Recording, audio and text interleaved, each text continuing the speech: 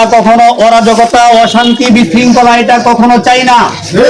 কখনো অরাজকতা, মুসলমান কখনো অরাজকতায় বিশ্বাসী হইতে পারে না, ঠিক কিনা?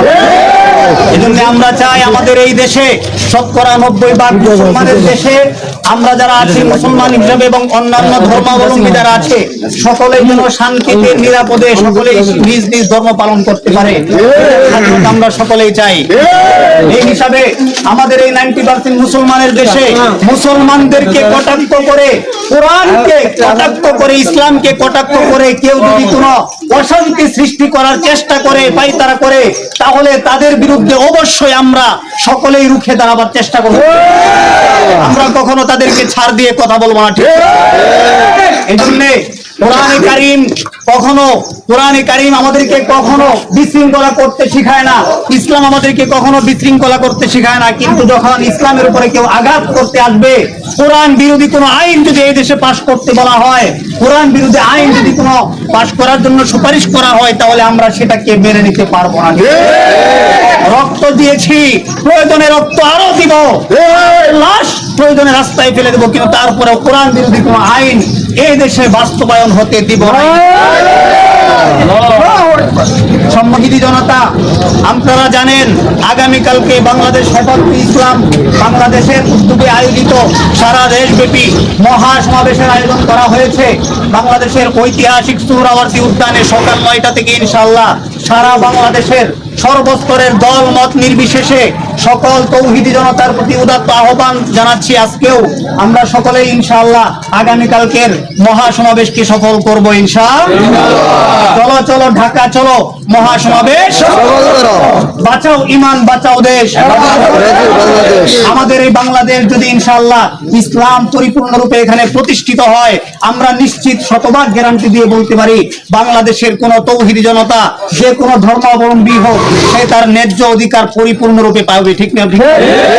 এই জন্য আমরা চাই নারীবাদীরা তারা যেই সমস্ত সংস্কারের নামে কোরআন বিরোধী এবং হাদিস বিরোধী যে সমস্ত নীতিমালা প্রস্তাবনা তারা প্রস্তাব করেছে, এই সমস্ত প্রস্তাবনাকে আমরা বলতে চাই এগুলাকে আস্থা করে নিক্ষেপ করে বরং নারীদের যে ন্যায্য অধিকার আছে, সমান অধিকার নয়, আমরা চাই ন্যায্য অধিকার, ঠিক না বেঠে?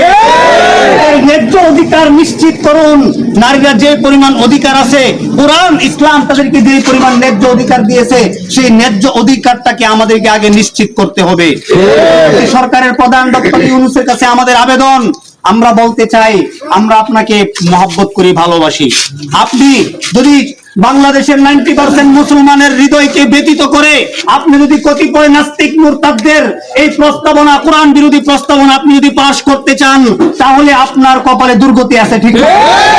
আমরা যেমন আপনাকে ক্ষমতায় বসিয়েছি, আমরা ইচ্ছা করলে আপনাকে ক্ষমতা থেকে চ্যুতও করতে পারবো।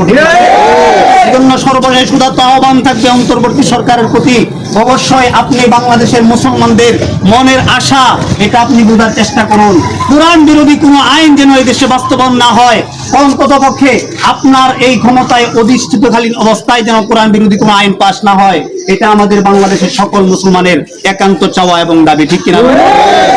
আমরা চাই নারী সংস্কার কমিশন কর্তৃক যে প্রস্তাবনা আপনার কাছে দেওয়া হয়েছে, আপনি অনতি বিলম্বে এটা অবশ্যই বাতিল করতে হবে এবং এটা এদেশে কার্যকর করা কখনোই সম্ভব হবে না। আমরা কখনো এটা হতে দিতে পারি না।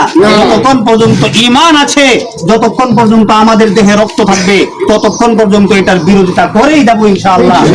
এই আইন পাশ করতে হয় তাহলে আমাদের লাশের উপর দিয়ে করতে হবে।